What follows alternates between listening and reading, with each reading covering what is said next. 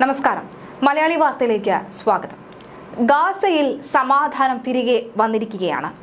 ഇനി മണിക്കൂറുകൾ മാത്രമാണ് ബാക്കി. ബന്ദികൾ പുറത്തേക്ക് വരാനായി. വെടിനിർത്തൽ കരാറിന്റെ ആദ്യഘട്ടം ഇസ്രായേൽ മന്ത്രിസഭയും അംഗീകരിച്ചു കഴിഞ്ഞു. ഇതോടെ 24 മണിക്കൂറിനുള്ളിൽ വെടിനിർത്തൽ നിലവിൽ വരും. 72 മണിക്കൂറിനുള്ളിൽ ബന്ദികളെ കൈമാറുന്ന നടപടികളും ആരംഭിക്കും. തിങ്കളാഴ്ചയോ ചൊവ്വാഴ്ചയോ ബന്ദികളെ പൂർണ്ണമായി മോചിപ്പിക്കാനാകുമെന്ന് അമേരിക്കൻ പ്രസിഡന്റ് ട്രംപും അറിയിച്ചു കഴിഞ്ഞു.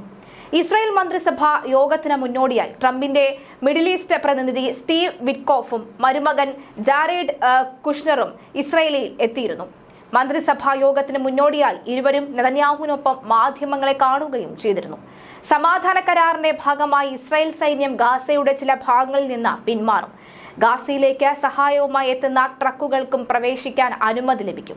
ഇരുപക്ഷവും തമ്മിലുള്ള കരാർ ഒപ്പിടുന്നതിന് സാക്ഷിയാകാൻ ട്രംപും ഈജിപ്തിലേക്ക് എത്തിയേക്കും. ഈ സാഹചര്യത്തിൽ ജയിച്ചത് ആരാണ് എന്ന ചോദ്യമുണ്ട്. ഇവിടെ കേരളത്തിൽ അങ്ങ് ഇസ്രായേലിലും ഹമാസിലും അല്ലെങ്കിൽ മിഡിൽ ഈസ്റ്റിലുമാണ് യുദ്ധമെങ്കിലും ഇവിടെ കേരളത്തിൽ ഒരു വലിയ വിഭാഗം ഇസ്രായേലിനെതിരെ മുദ്ര കുത്തുകയും ഇസ്രായേലിനെതിരെ പ്രതിഷേധിക്കുകയും ഒക്കെ ചെയ്തിട്ടുണ്ട്. ഈ ഘട്ടത്തിൽ ഇതാ ഒരു ചാനൽ, നമുക്കറിയാം മീഡിയ വൺ എന്ന ചാനൽ, ജയിച്ചത് ഹമാസ് എന്ന് പറഞ്ഞുകൊണ്ട് ഒരു എക്സ്പ്ലെയിനർ നൽകിയിരിക്കുകയാണ്.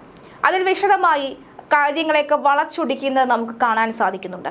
അതിന്റെ പ്രധാന തലക്കെട്ട് ജയിച്ചത് ഹമാസ് എന്ന് തന്നെയാണ്. ആരാണ് ഇവിടെ ജയിച്ചത് എന്ന ചോദ്യത്തിന് കൃത്യമായ മറുപടി താഴെ ഇത് കാണുന്ന ജനങ്ങൾ നൽകുന്നുമുണ്ട്. അടികൊണ്ട് മൂട് കീറിയിട്ടും തള്ളിന് കുറവൊന്നുമില്ലല്ലോ എന്ന് ചോദിക്കുന്നവരാണ് നിരവധിയായിട്ടുള്ളത്. അതായത് മിഡിൽ ഈസ്റ്റിൽ നടന്ന സംഘർഷഭരിതമായ സാഹചര്യങ്ങൾക്കൊക്കെ 2023 ഒക്ടോബർ 7 ആ രാത്രിയിലുണ്ടായ സംഘർഷങ്ങൾക്കൊക്കെ വെറുതെ ഇരുന്ന ഇസ്രായേലി പൗരന്റെ നെഞ്ചത്തേക്ക് ആരാണ് കയറിയത് എന്ന് ആരും പറയുന്നുമില്ല, മറക്കുന്നുമില്ല. അതുകൊണ്ട് തന്നെയാണ് ഒപ്പം വിജയിച്ചത് ആരാണ് എന്ന് മനസ്സിലാകുന്നത്. അടികൊണ്ട് പരിപ്പിളകിയിട്ട് അവസാനം വെടിനിർത്തലെങ്കിൽ വെടിനിർത്തൽ, ബന്ദിമോചനമെങ്കിൽ ബന്ദിമോചനം എന്ന എത്തി നിൽക്കുന്ന ഹമാസിനെ ഇത്രയ്ക്ക് വൈറ്റ് വാഷ് അടിക്കാൻ കാണിക്കുന്ന ആ മനസ്സ്, അത് ഒന്നൊന്നര മനസ്സ് തന്നെയാണെന്ന കാര്യത്തിൽ സംശയമില്ല. എന്തായാലും ചില കമന്റുകൾ നമുക്കൊന്ന് നോക്കാം. മരണത്തെ ഭയമില്ലാത്തവരെ എങ്ങനെ തോൽപ്പിക്കാൻ കഴിയുമെന്ന ചോദ്യമാണ് പലരും ചോദിക്കുന്നത്. അതായത് ഇത് ഏത് ചാനലാണെന്നും ആരാണ് ഇതിലെ കാഴ്ചക്കാരെന്നും നമുക്കറിയാമല്ലോ. എന്തായാലും ഹമാസ് പോരാളികൾ എന്ന് വിളിക്കുന്നവർ നിരവധിയാണ്. വീരവാദം തുടങ്ങി. വെറുതെ അല്ലല്ലോ ഇവന്മാർക്ക് ബുദ്ധിയില്ല എന്ന് ലോകം പറയുന്നത് എന്നൊക്കെ തന്നെ ചോദിക്കുന്നുണ്ട്. എന്തായാലും ഒരു ശവത്തോട് പോലും നിങ്ങൾ കാണിച്ച അനാദരവ് ജനങ്ങൾ കണ്ടതാണ്. തലവെട്ടിയും ബലാത്സംഗം ചെയ്തും സ്വന്തം ശവക്കുഴി തോണ്ടിപ്പിച്ചിട്ടും വേണോ നിങ്ങളുടെ സ്വതന്ത്ര ഫലസ്തീൻ ഉണ്ടാക്കുന്നത് എന്നാണ് പലരും ചോദിച്ചത്. എന്തായാലും കൂട്ടിയിട്ട് കത്തിച്ച വലിച്ചിട്ട വീരവാദം എന്ന് പറയുന്നവരും നിരവധിയാണ്. അതായത് മീഡിയ വൺ ആഞ്ഞൊന്ന് തള്ളി നോക്ക്, ചിലപ്പോൾ ജയിക്കുമെന്ന് പറയുന്നവരുമുണ്ട്. ഹമാസ് ജയിച്ചു എന്ന വെണ്ടയ്ക്ക അക്ഷരത്തിൽ പറയുകയും ഘോരഘോരം വിളിച്ചു പറഞ്ഞിട്ടും കാര്യമില്ല. ഇവിടെ എന്താണ് നടന്നതെന്നും ഇവിടെ എങ്ങനെയൊക്കെയാണ് കാര്യങ്ങൾ മുന്നോട്ട് പോയതെന്നും ഇതിന്റെയൊക്കെ തുടക്കം എവിടെ നിന്നാണ് എന്നും വ്യക്തമായി ഇവിടുത്തെ ജനങ്ങൾക്ക് നന്നായി അറിയാം.